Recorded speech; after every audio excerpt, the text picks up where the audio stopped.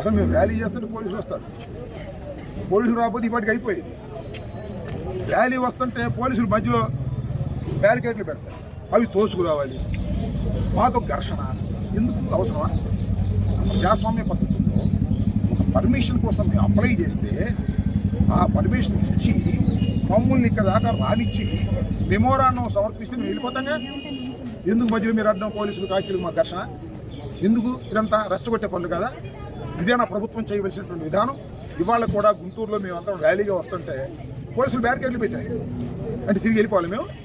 ఒక న్యాయమైనటువంటి కోరిక కోసం, ఒక న్యాయమైనటువంటి డిమాండ్ కోసం, ఒక ప్రజా ఉద్యమాన్ని రాజకీయ నాయకులుగా, వైఎస్ఆర్ కాంగ్రెస్ పార్టీగా, మాజీ మంత్రులుగా, మాజీ శాసనసభ్యులుగా మేము ఉద్యమం చేస్తుంటే మీరు బ్యారికేడ్లు అడ్డం పెట్టి మమ్మల్ని వెనక్కి పంపించేస్తారా? మాకు స్వాతంత్రం లేదా? ఒక ఆర్టీఓ ఆఫీస్కి వచ్చో, ఒక ఎంఆర్ఓ ఆఫీస్కి వచ్చో మెమోరాండం సమర్పించే హక్కు లేదా ఈ ప్రజాస్వామ్యంలో అని అడుగుతా ఉన్నా. జాగ్రత్త పోలీసులు మనవి చేస్తున్నా. ఏదో లోకేష్ చెప్తున్నాడని చెప్పేసి మీరు బ్యారికేడ్లు అడ్డం పెట్టి మమ్మల్ని నెట్టేసి మమ్మల్ని తోసేసి మాతో ఘర్షణ అవసరమా? మీకు అవసరం అండి? సరే, మమ్మల్ని ఎలా చేసి శుభ్రంగా వచ్చి ఇచ్చేవాళ్ళం, వెళ్ళిపోయాడు. రాయబారు మమ్మల్ని ఏమన్నా మెమోరాండం ఇవ్వకుండా మీరు ఆపగలిగారా? మా ర్యాలీని మీరు ఆపగలిగారా? కాకపోతే నెట్టుకునే కార్యక్రమం, అన్ని టీవీలో చూపించే కార్యక్రమం, ఘర్షణ కార్యక్రమం అవసరమా పోలీసులకి? దొంగలు పట్టుకోండియా, రౌడీలు పట్టుకోండియా, అన్యాయం చేస్తున్న వాళ్ళని పట్టుకోండియా, దౌర్జన్యాలు చేస్తున్న వాళ్ళని పట్టుకోండియా. ఒక ప్రజాస్వామ్య పద్ధతుల్లో మెమోరాండాలు ఇచ్చే వాళ్ళ మీద పోలీసులను ఉపయోగించి దౌర్జన్యం చేసి మమ్మల్ని రెచ్చగొడితే బయలుపడవా, తిరిగిపోవడమా? ఎంతమంది పోలీసులు అసలు చూసాం మేము ఇప్పుడు మా సర్వీస్లో? మీరందరూ ఇట్టాగా ఉంటారా? మనం అది కూడా సెల్యూట్ బెటరా? తప్పు. లోకేష్ మెప్పు కోసం కొందరు పోలీసు అధికారులు విచ్చలవిడిగా పోలీసు భాష వాడుతున్నారు. జాగ్రత్త. ఆ పోలీసు భాష వాడితే మాకు కూడా పోలీసు భాష వచ్చింది. నేను న్యాయవాదిని, బేసికల్గా రాజకీయ నాయకుడిని. మీకు ఎంత పోలీసు భాష వచ్చో దానికన్నా 10 రెట్లు పోలీసు భాష మాకు వచ్చని కూడా ఈ సందర్భంగా నేను మనవి చేస్తున్నాను. ఉద్యమాలను పోలీసులతో ఆపాలని చేసే ప్రయత్నం ఉద్యమాన్ని మరింత ప్రేరణ చేస్తుందనే వాస్తవాన్ని గమనించలేనటువంటి లోకేష్కి, చంద్రబాబుకి చెప్తున్నా. పోలీసులను అడ్డం పెట్టి ఆపాలనుకోకండి.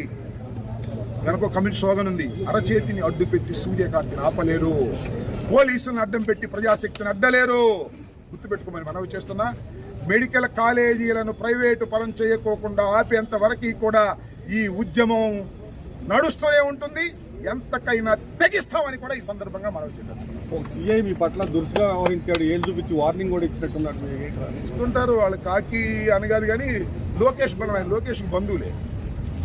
లోకేష్ ఇక్కడ మన కోసం ఇక్కడ పెట్టినట్టున్నాడు నా ఏరియాకి. నేను ఒక మనవి చేస్తున్నా. పరమతో ఎట్లా జరిగిందో నాకు తెలియదు. ఎక్కడ పోలీసులు అడ్డం వచ్చి బ్యారికేడ్ పెట్టారా? ఎక్కడ ఆపలేదుగా. ఇక్కడ స్పెషల్, ఇక్కడ పోలీసులు స్పెషల్ అయ్యా. లోకేష్ పంపించాడు స్పెషల్. ఇక్కడ ఇప్పుడు 175 నియోజకవర్గాల్లో జరిగింది కదా.